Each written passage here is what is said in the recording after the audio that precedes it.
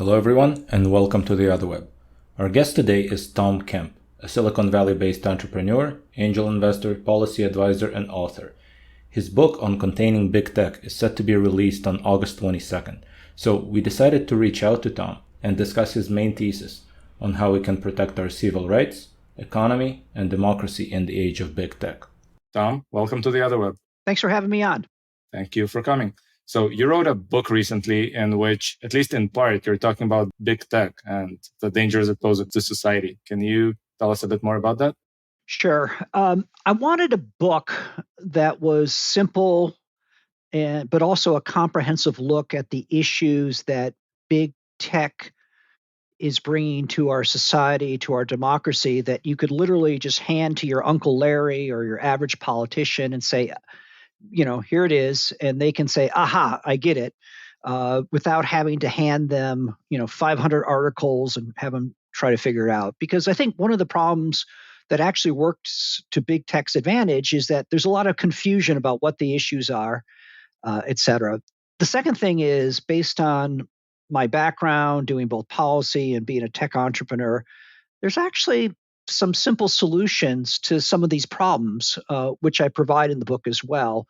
And then lastly, as looking at the literature that's out there, there's just been so many new things that have been happening in the world of tech that really haven't been covered. For example, the Dobbs decision that means that we're really in a post-abortion rights America. And what is the impact of that vis-a-vis digital surveillance? Clearly the rise of AI, and how is big tech using it? What are some of the risks? New entrants such as TikTok and the increasingly addictive nature of their product, new laws, et cetera. So I also wanted to give a fresh and up-to-date look at big tech and basically try to connect the dots and be able to explain to people what are the issues, but also what are the solutions. All right. So for listeners who haven't read your book yet, maybe we can try to define some of those terms and at least give them, let's say, a taste of the topics that you cover. So let's start from the last one you mentioned, the fact that certain services like TikTok are extremely addictive. How do you see this trend developing? How did we get where we are? Where is it about to go? Yeah. So historically, we made a trade-off to join big tech's walled gardens, and we're given free services. And the trade-off was that we gave up our personal data, and the business models for at least Google and Meta are primarily selling us ads. And in the past, it was about, like, if I was shopping on one site and I was looking at red shoes, then for the next 2 weeks, I would see red shoes everywhere, right? They were retargeting me based on something that behaviorally that I did in the past. But what's increasingly been happening, especially over the last few years, is a lot of that data has been weaponized. And now that data could actually be used against people. If you're seeking reproductive care, there's concerns about individuals that are trans or LGBTQ. Could that be used to discriminate against them? Could the data be used for identity theft? Now, once you layer on artificial intelligence that consumes data that's collected to us, some of the concerns are, given the nature of their business models, that will they use AI to try to pummel us with more ads? Will they try to use AI to better compete for our attention and our eyeballs and try to make their products more addictive? Will they use, and part of that addictiveness could potentially be rile us up and kind of lead us into rabbit holes, et cetera. So AI, to be clear, has so many good uses in medical, self-driving cars, et cetera. So I'm definitely not anti-AI, but given the business models of advertising, that a lot of the big tech companies will utilize AI to facilitate their core business model. and kind of take the data collection, and put it on steroids with AI. And that's a fundamental concern. And I spent a lot of time in the book talking about that. And I'll end on one thing is that maybe you and I can potentially navigate around, rabbit holes or not fall in, although a lot of people do fall in, that it's super concerning about children who don't have the intellectual capability and wherewithal to avoid kind of the dark patterns, the traps, the never-ending videos, et cetera. And I think if you look at the usage of TikTok, I think that's a great example by children. That's a great example of what I'm talking about. Right. So I'm curious about the AI part of this equation. And I guess the main question that I have while listening to the way that you just presented it is there really a change happening, or were these algorithms using AI for the past 10 years already? Right? They have been self-reinforcing. The only thing that we see right now with AI is the development of large language models, which may or may not be useful. But those algorithms have been self-learning and kind of learning our patterns and how to hack our brains for a very long time, right? I agree with what you say. So historically, the algorithms and the artificial, AI has been around for a long time. Obviously, you now have more computing horsepower that you didn't have in the past, and you have more data, which you haven't had in the past. But the AI historically has been focused on automated decision making to figure out, at least in the case of the big tech, trying to figure out, hey, what ads can you serve, et cetera.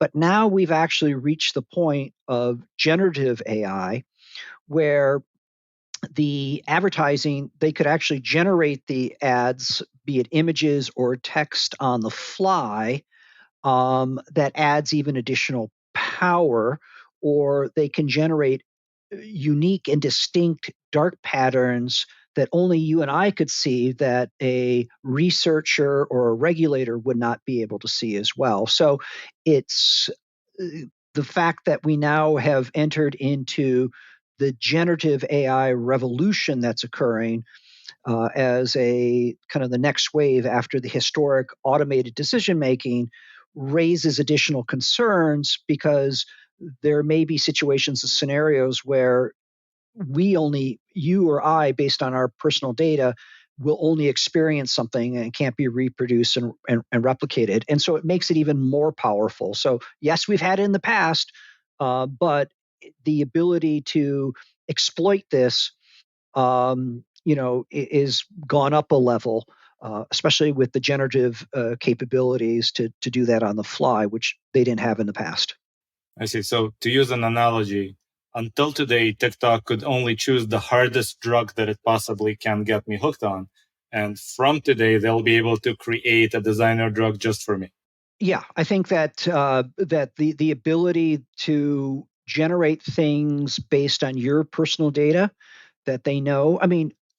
If you talk to teenagers, they actually say that TikTok knows them better than they know themselves, right? Like, it's amazing that, like, they constantly say, wow, the next video was just spot on in terms of what I want. So that I think TikTok, represents kind of the apex predator in the attention economy, just quoting Professor Scott Galloway with that expression. I want to give him full credit for that.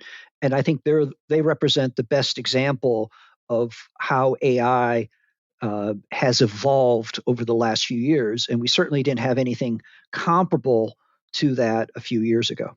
I think the irony of that is when you show people the next video, they say, wow, this is exactly what I needed to see. If you ask them at the end of an hour what they've just looked at, they don't remember a single thing because it was all completely meaningless.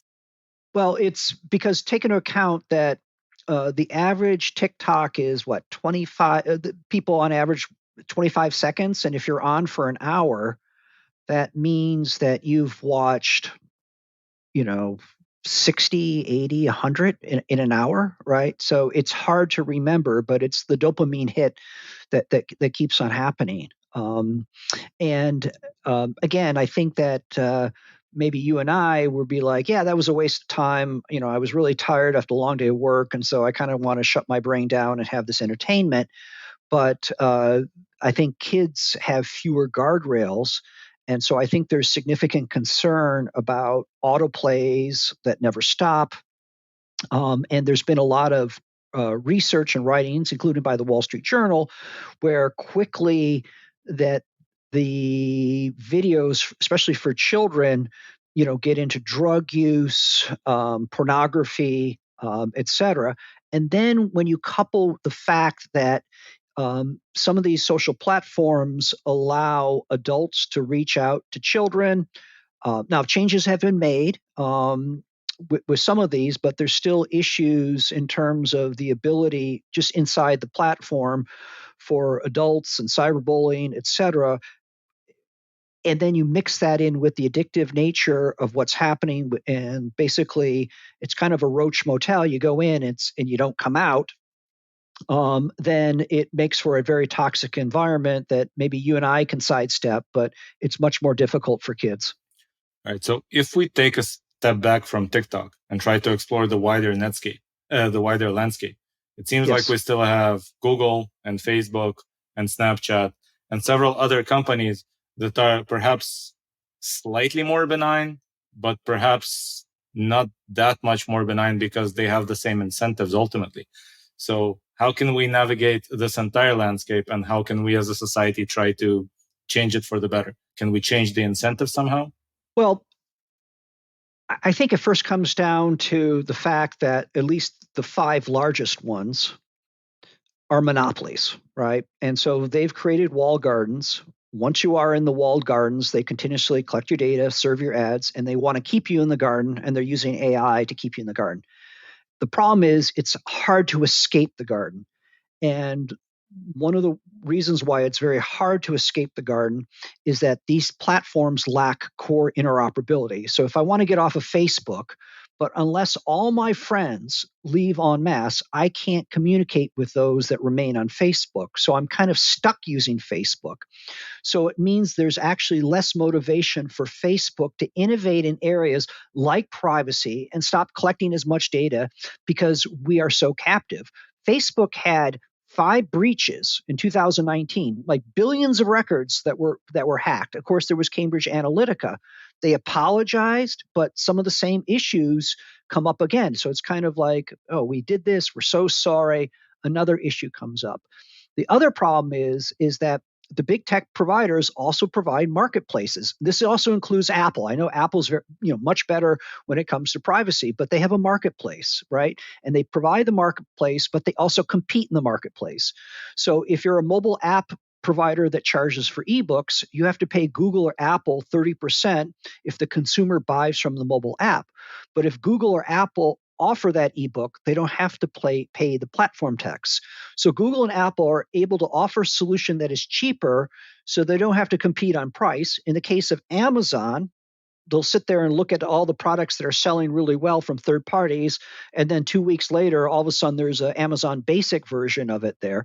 So you got, with the fact that they own the marketplace, they can self-preference, they can copy, etc.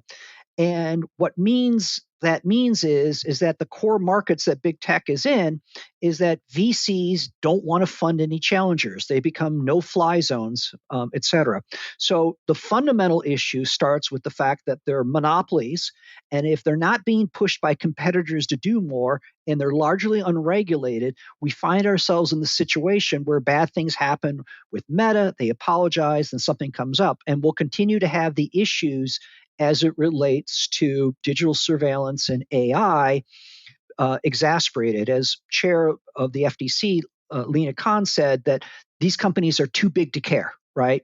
And so I think that you have to factor in the monopoly, and you need to address and put more pressure on them as monopolies, like we did in the past with railroads, Standard Oil, AT&T.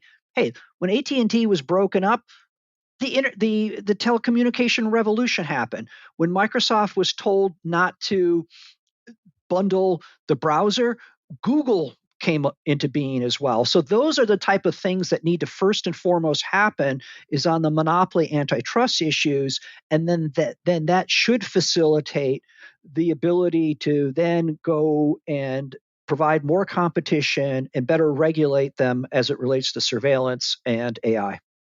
So I love the examples you just cited. There's one more that's been bugging me probably even more than all of these combined, which is the idea that Google, which is primarily a search engine company and still makes most of its money from search, tends to develop a lot of free products like Chrome, the browser, like Android, the operating system, like even the ISPs underneath, where it now provides its own fiber services, right? Just as a protection to keep people from competing with it in the search space. Worse yet, it pays Apple billions of dollars each year. It pays Mozilla. It pays Samsung.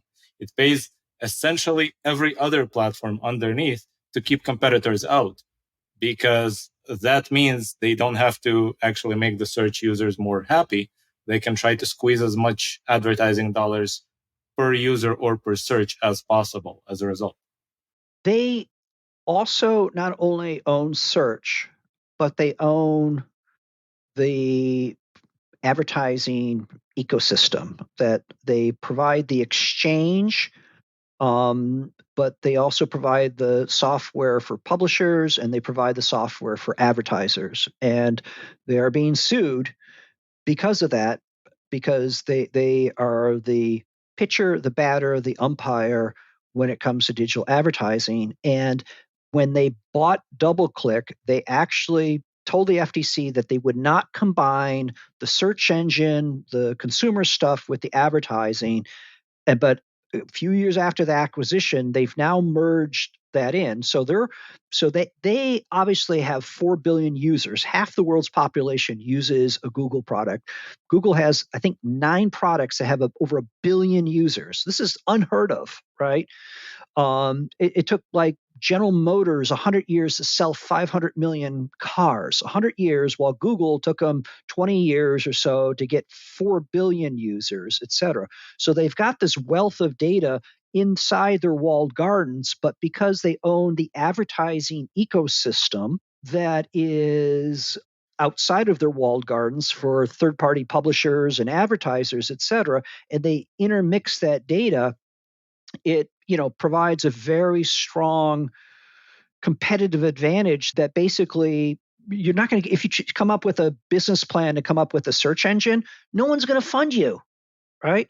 If you and then they also own the advertising ecosystem as well. Now they're being looked at in this game, and so now what you see is a bunch of articles came out, including with the Wall Street Journal, that there was this analysis by this company called Adlytics, that they said that Google promised for YouTube advertising that it would be high quality ads, that people would, and all that stuff. For years, it turns out, according to this analysis, that the third-party websites playing the YouTube ads, were just auto playing them and people were being charged as well. And that just kind of goes to the fact that, well, what's your alternative, right? And et cetera. So we do not have viable alternatives. And look, these products are great. Don't get me wrong. They're incredible products, et cetera. But it would be nice to have alternatives, and we don't. And it'd be nice if alternatives that are better actually won. So I can use a slightly more benign example than the ones we've just discussed. Please. But almost everybody in my line of work uses Slack to communicate. And we all agree that Slack is the best product in class, obviously better than Microsoft Teams, right? For some reason, Microsoft Teams has 5 times more users than Slack does. For the basic reason that it's included in a bundle that you have to buy anyway, Microsoft Office. And therefore, it's free, even though it's not free, right? And so that fact alone, the bundling of a product with something else, essentially makes it 5 times as popular as the best product in the market. Yeah, can't disagree. I mean, that's actually been Microsoft's. Microsoft had been the ultimate bundler, right? And they bundled, like Netscape had 90% market share. And then Microsoft said, yeah, we're going to bundle the browser as part of Windows, and we're not going to allow Dell or HP or Compaq or whoever was around there to put alternative browsers. And Netscape went from 90% to 10%. That's obviously before mobile devices existed, et cetera. And what happened is And that actually represents the last time that there's been a big antitrust win in tech. But they actually went in there and threatened, the DOJ threatened to break up Microsoft. But in the end, I think when George W. Bush became president, they settled with Microsoft. Microsoft agreed not to only allow Internet Explorer, whatever it was called at the time, and that opened up the door for Google, right? And it actually helped spark the internet revolution. Otherwise, we've all been just having to live in a Internet Explorer world, from Microsoft. Same thing happened with AT&T. AT&T, when they were broken up, created a massive, you know, telecommunications revolution because of that. And so the funny thing is that people say, hey, don't cook the golden goose. Big tech is the engine behind the American economy. And yes, the five companies represent 20% of the S&P 500 from a market cap perspective. But man, like, if we were able to allow other people to compete in a level playing field, you know, what other tech companies could actually happen? Look at the Amazon Marketplace. It's a complete pay-to-play deal right now, where for you to show up, you have to buy advertising. And increasingly, that's the same thing with Google, with the search results, where that it's all about, like, either Google provides at the top their own vertical search results, or you actually have to pay for the advertising as well. So there's a guy, Cory Doctorow, calls it the enshittification, where these companies first attract people by offering the free offerings. Then they kind of screw over the consumers in favor of the actual advertisers. But now they're kind of in a situation where they're kind of screwing over both to exploit profits, et cetera. I think a lot of that has validity if you just simply compare a screenshot of Google search from 10 years ago to today. Same thing with a screenshot of Amazon Marketplace and a search for an item, take a screenshot taken today as well. And then, of course, if you look at the Apple and Android, they have their own products that compete, like Spotify. How can they compete selling ebooks on iOS when Apple doesn't have to pay the 30% to sell an ebook? I think we understand the problems. Now I want to look at the possible solutions a little bit, because maybe it's a somewhat cynical view, but I don't think a lawsuit against Google for its DoubleClick acquisition is going to fix the problem. It seems like we need at least new legislation that actually explains why bundling is bad, why dumping, which is what you're doing when you're selling a product for $0, let's say a browser. Obviously, Chrome costs more than $0 to create. So selling it for $0 and capturing 75% of the market in browsers seems like dumping, right? Supposed to be illegal, but obviously it's happening. So do we need new legislation? Can states perhaps try to pass their own legislation and influence the marketplace that way? What's the solution? Well, clearly, yes. If the DOJ or FTC did an antitrust lawsuit, it would take multiple years, maybe across multiple administrations, right? No doubt about it. But the federal government can pass laws, like it did with the railroads, that with the separation between the goods and the actual rails. And that's what actually happened at the turn of the century, et cetera, right? So you can actually legislatively, just like we don't allow Goldman Sachs to buy NASDAQ, right? Because that wouldn't be fair, because they trade, but they shouldn't own the exchange. So you could have legislation to do that.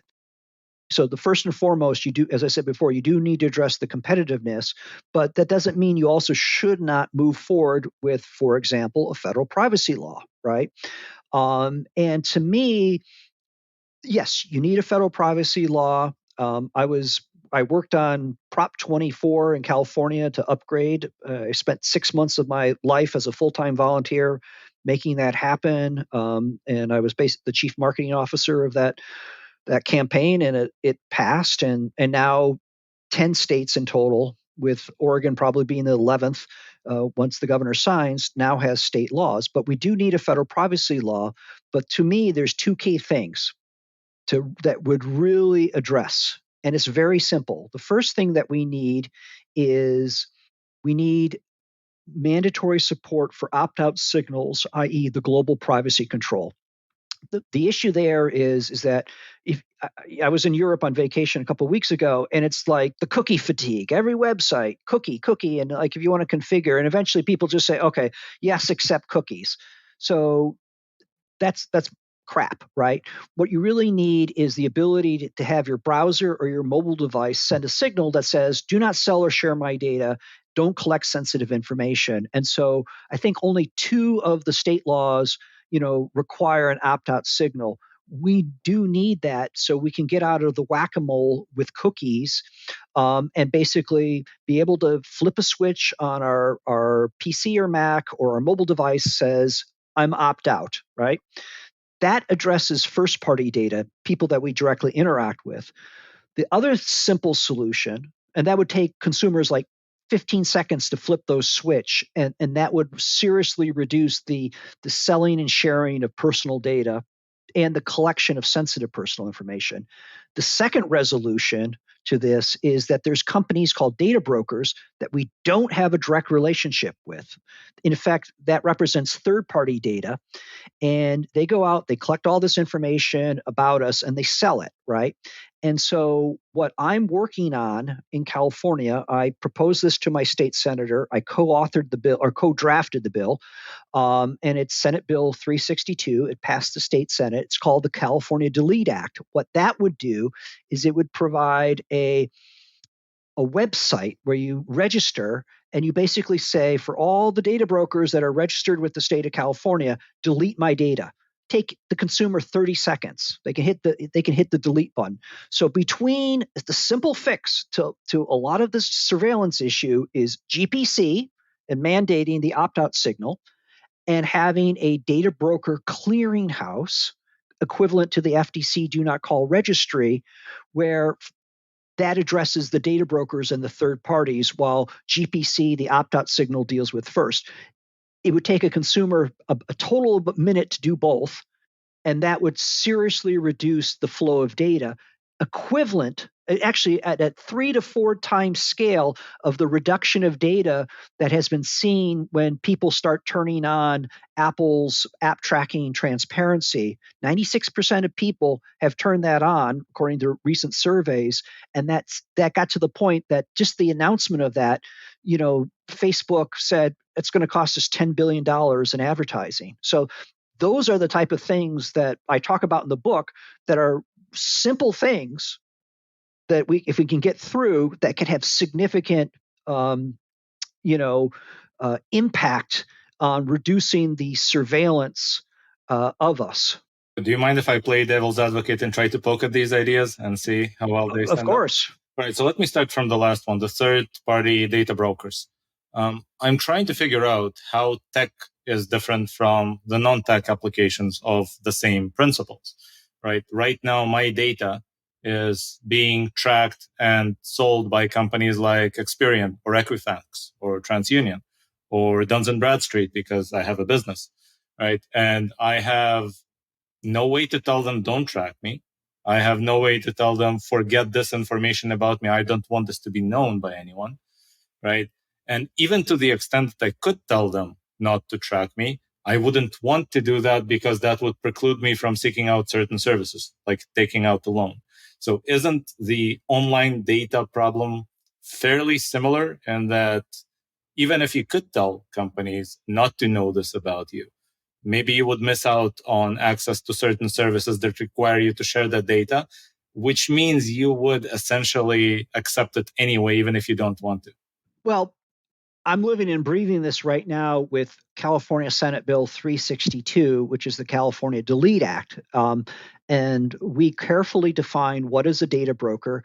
A data broker is an entity that you don't have a direct relationship with that collects and sells your data, right? So first of all, if you have a direct relationship with one of those entities, then they're not a data broker. And if those entities also do not sell your data, they also are exempted from this, which means that it's going to be focused more on those people search sites, marketing, advertising, data brokers, as opposed to the type that you mentioned.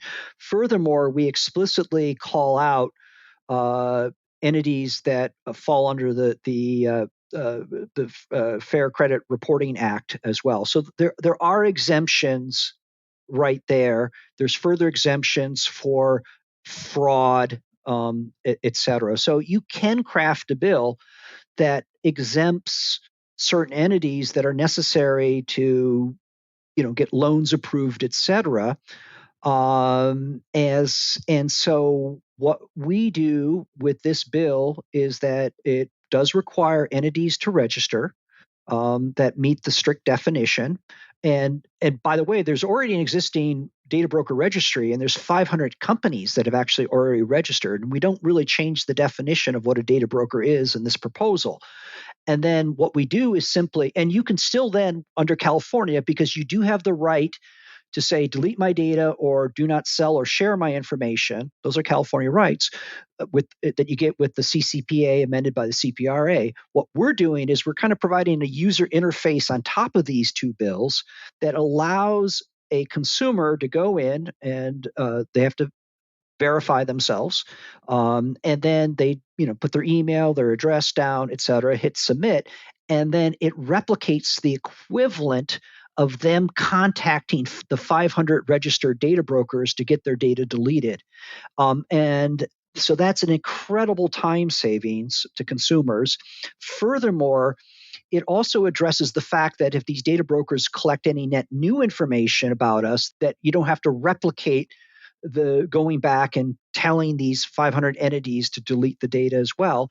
And then lastly, it has a global do not track me anymore in terms of no longer selling or sharing my information as well. So yeah, no, it's not something that you just willy-nilly throw together. You kind of need the infrastructure of an existing data broker registry law and having privacy rights like we have in California that you can build on top of that and basically provide a user interface that's modeled after the FDC Do Not Call registry, which was challenged constitutionally, but found actually the way that it's written to be constitutional. We modeled after that. So we even baked into the fact that, that if there's a constitutional challenge, that it will withstand that as well. So hey, legislation ain't easy, but I think this is a big step forward that. And the last thing that I'll say is that we also modeled this on Senator Ossoff and Senator Kennedy. Ossoff, Democrat from Georgia, Kennedy, Republican from Louisiana. They proposed a federal version of the Delete Act, which they just actually reintroduced last week in June of 23. Which would do something similar as well. And they've brought on additional bipartisan sponsors to the bill as well. But we're plowing ahead here in California with this. So it is. I think it could be possible, but we're very aware of some of the concerns that you would have right there. And we provide the appropriate exemptions and definitions of a data broker to address a lot of those concerns.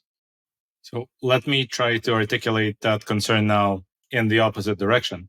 Why should there be a distinction between a data broker online and Equifax, which sells my data without ever having a direct relationship with me? Why shouldn't we hold them accountable in the same way that we want to hold a data broker online accountable? Okay, so this is a separate registry for certain entities that we define in a certain way, okay?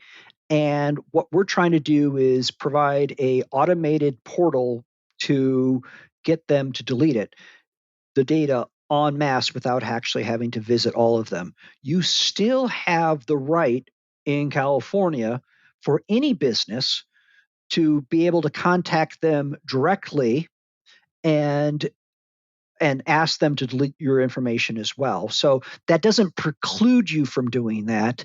And so what we're trying to do is at least try to, capture the most significant set of data brokers based on what we're trying to define without having to get things too complex. So it's, there's a lot of sausage making that's happening here as well. But if you Google California Data Broker Registry, you'll see the 500 entities that are there. You can download them to a spreadsheet, right? The cool thing is that if this bill passes, and it's a big if because we're now in the assembly and it has to work its way through the assembly and the tech industry opposes it, much like they opposed the Ossoff Cassidy Delete Act that was proposed, much like there was howls from the telemarketing organization about the do not call registry. But if it gets passed, at the very least in California, that we will automate the deletion from those 500, and you can do that in 30 seconds. And that would be a huge win, especially for people that, for example, are domestic violence survivors that don't want their information online about where their address is. It would be a great win for immigrants that to address the concerns that government agencies are going around the Fourth Amendment and using data brokers to get location information as opposed to having to get a subpoena from a telecommunications provider. It will be a great relief to people seeking reproductive rights, going to Planned Parenthoods, et cetera, that they don't have to worry about someone actually, tracking who's coming and going from an abortion clinic here in California. So there's a lot of advantages that it has, and we're not trying to make perfect the enemy of pretty damn good.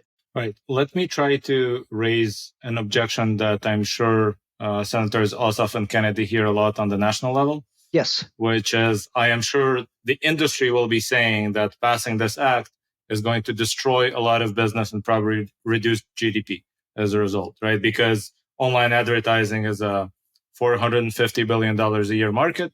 If you make it less efficient because the advertisers don't know who to show their ads to, it probably shrinks to 300 or something like that. How do you address that? Well, it fundamentally gets down to, do the rights of advertisers trump the rights of individuals to have some control over how their personal data is being used? And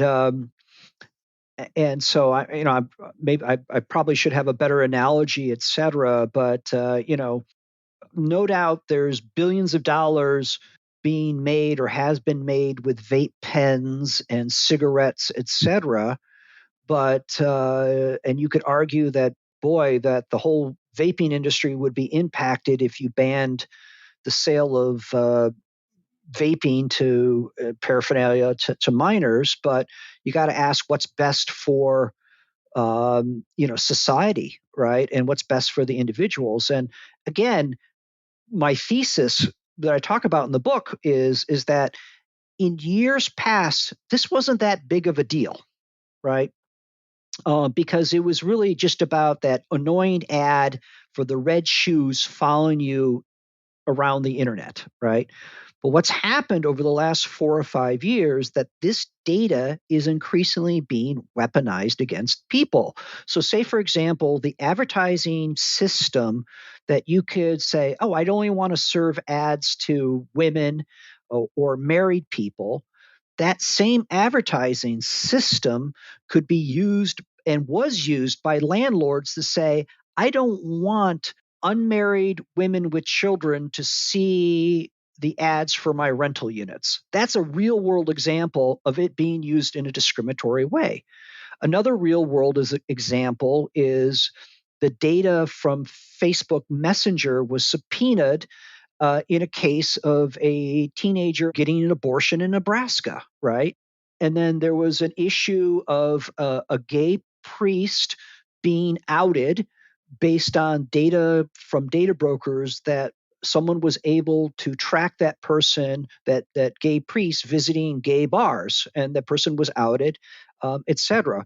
There was instances in which people bought data associated with who was using period tracking apps and who was visiting Planned Parenthoods, because if you get the data, you can see where the people bed down at night, right? So even though the data, quote unquote, is anonymous of the location information, you can actually see by tracking someone that, every night they go to this, home and address in Austin, Texas, within minutes, you can clearly figure out it's Joey Bag of Donuts that lives there that was visiting this site. So the point is that if we prioritize advertisements versus over the protection of domestic violence survivors, over the constitutional rights of individuals that people are circumventing the Fourth Amendment, that's not good. And that's what I call weaponization. And so I think there does need to be a realization that this shit is happening, right? And we need to address it. I think one of the interesting examples of what you've just described was kind of evident from the Alex Murdoch trial in the South that kind of became a national sensation in past months, where essentially the entire case was built from Apple Watch, Fitbit, and cell phone data. There would have been no case that linked him to the murder that he was eventually convicted for, were it not for essentially every minute of his day being completely tracked. So I'm sure people kind of fall on different sides of that. Maybe they say that in his case, it was good that we had all this tracking. But when I watched that trial, it seemed a little bit creepy that we know so much about every single moment of his life. Yeah, but I have no problem with people, a government agency subpoenaing the cell phone provider and say this person's a suspect, right? That's the way it should be done, right? Mm-hmm. Is that you actually go to a judge and say we have probable cause and we're going to get this information, as opposed to them going to a data broker.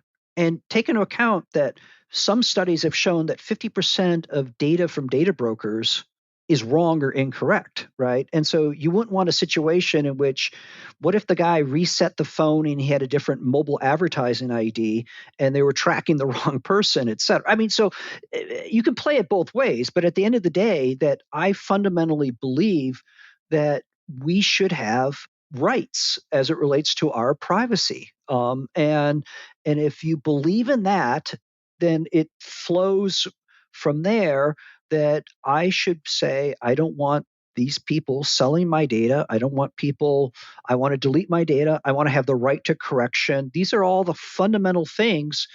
And maybe I'm biased because I live in California, and in the early 70s, California passed on a ballot initiative adding the right to privacy to our Constitution. In the US Constitution, there's no mention of the word privacy, but the right to privacy is in the California Constitution, and that helps facilitate a lot of the privacy work that's being done in California. First, the California Consumer Privacy Act to provide an omnibus bill, Prop 24, the California Privacy Rights Act, the layer on top of that to provide a version 2 to get us closer to GDPR. Last year, we passed the California Age Appropriate Design Code to help address kids' online safety. And then what I'm working on right now is to better regulate and provide more consumer control vis-a-vis third parties known as data brokers that collect and sell our data with whom we don't have a direct relationship with as well. So I think that this is the way to go, which is to give people the right to control their personal information. All right. So only two more questions. And now I want to get back to the constructive stuff. I'm done playing devil's advocate. So you've mentioned a lot of work that you're doing in California. Now, as somebody who perhaps doesn't understand the kind of federal system as well, because I am an immigrant to this country, I'm trying to figure out how much should be done by states as opposed to the federal government. Can the states really lead this charge and get this done just by virtue of California being a large enough economy to force everybody to comply? Or does this have to be federal? Look, in Europe, they called it the Brussels effect, and Europe has really taken the lead in privacy. And coming out of World War II, they actually put it into the UN's Declaration of Human Rights, and it was into the founding of the European Union that this is important. And a lot of it had to do with what happened coming out of World War II. In the case of California, it's known as the California effect. and California historically has been the trendsetter when it comes to consumer protection. And the best example of that is auto emissions. And California really sets the standard for the US, right? And so that doesn't mean there shouldn't be a federal standard for auto emissions or privacy, et cetera. But I do like the fact that states, to quote former Supreme Court Justice Louis Brandeis, that they're the laboratories of democracy, right? And so what I fundamentally believe is that we should have a federal privacy law that should act as the floor for what you get. Now, most states probably, if they have a law or they don't, that raises the level to that floor, and that benefits everyone. But it should also provide the ability, especially in technology where there's a lot of fast moving things, that it's hard for the federal government to keep up with things, that allows an individual state to innovate, especially like in the areas of AI, which we're now having issues that we didn't have a year ago, and concerns, et cetera. So from my perspective, we do need a federal privacy law. It should not preempt state law. So that means it should be a floor versus a ceiling, right? It should have some teeth in terms of enforcement, much like, and it should have an enforcement agency. I'm perfectly fine with it being part of the FTC. And in California, we have an enforcement agency as part of Prop 24, the California Privacy Rights Act. It's called the California Privacy Protection Agency. It's the first and only in the US. In fact, when that gets fully ramped up, it's going to have more staff working on privacy than the FTC has for the entire nation as well.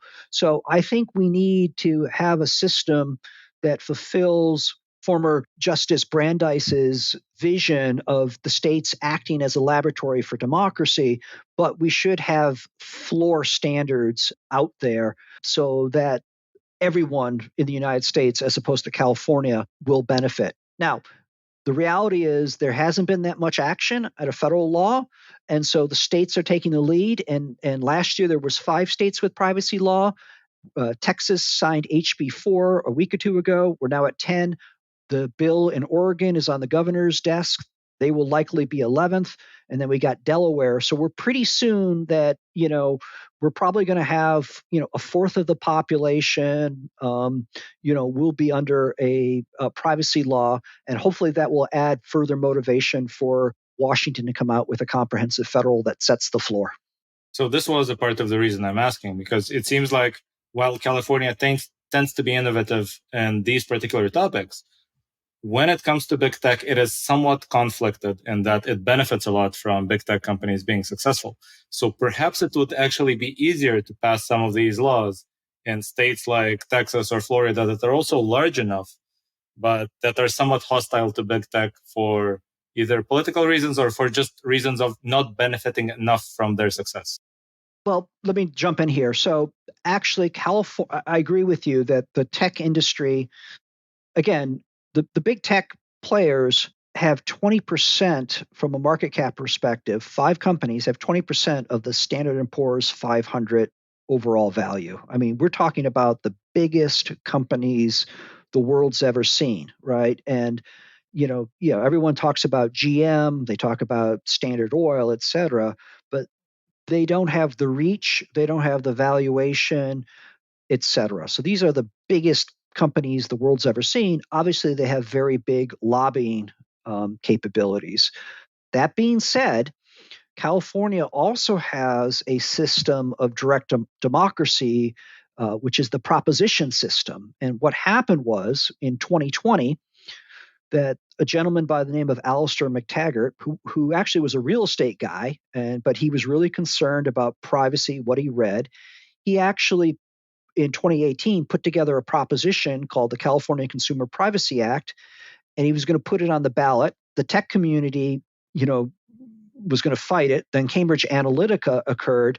They kind of backed down, and then the legislature said, we look really stupid for not doing this, having this on the ballot. We're going to look like complete idiots. So they took over the CCPA and they passed it unanimously, and Governor Brown at the time signed it, right?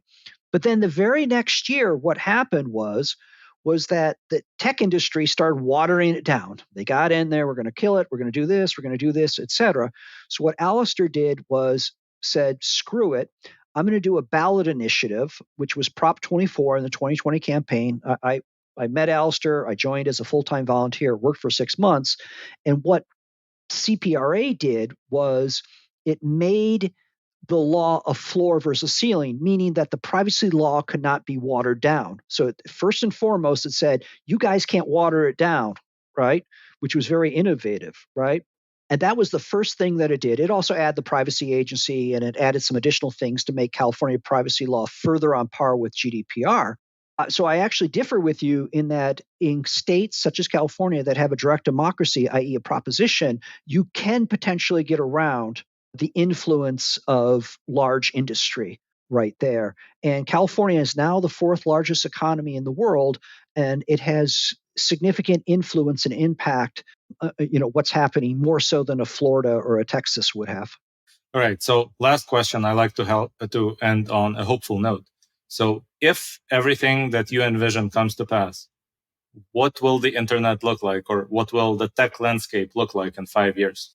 Well, the first thing is that I want more competition. Competition is good. When you have such a consolidation of power, it's unhealthy for a democracy. And if you look at the unleashing of innovation that occurred when AT&T was broke up, with the telecommunications revolution, with what happened when Microsoft was no longer allowed to force and require and bundle Internet Explorer, you had Google and other tech companies grow up.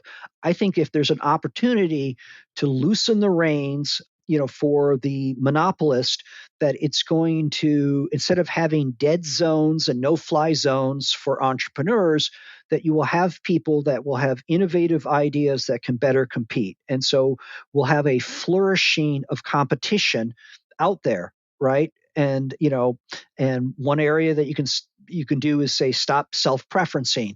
You can say, stop leveraging market data to enrich yourself. You can't compete in the market and provide the market, et cetera. Those are some of the things that you can do. So you have a much healthier, more competitive environment that will spur additional innovation and make us a healthier economy. The second thing is, when I talked about the global privacy control and the Delete Act, et cetera, that for the first time will make privacy simple for consumers and will empower them, as opposed to make it difficult and painful, and they throw up their hands and say, there's nothing that I can do. And then finally, the third thing is that we'll start looking to provide more transparency around AI, and then furthermore, hopefully give us some basic rights as it relates to AI.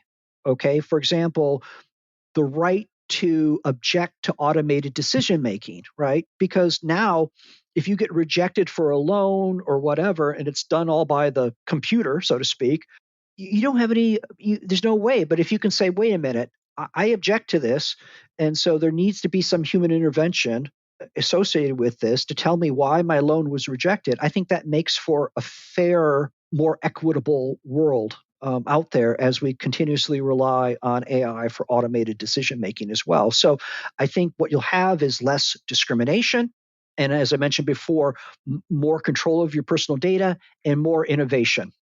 Sounds excellent. If people want to learn more about these topics or explore your work in greater depth, where should they go? So I have a website, tomkemp.ai, and I have information about the book. I have information about the California Delete Act. I have a very exhaustive blog that I go into detail about, privacy, digital surveillance, AI, et cetera. So that's the main hub. If you want to order the book, it's containingbigtech.com, and the book comes out in August, but you can pre-order right now. And as we're talking right now, we're just a few weeks away from that. So I would encourage people to go ahead and just order a copy, and in mid to late August, it will show up in your mailbox. All right, Tom, thank you so much for joining us. It's been a great episode. Thank you. Thank you, Alex. This has been another episode of the Otherweb. Join us next time for more discussions on news, media, and the information ecosystem as a whole.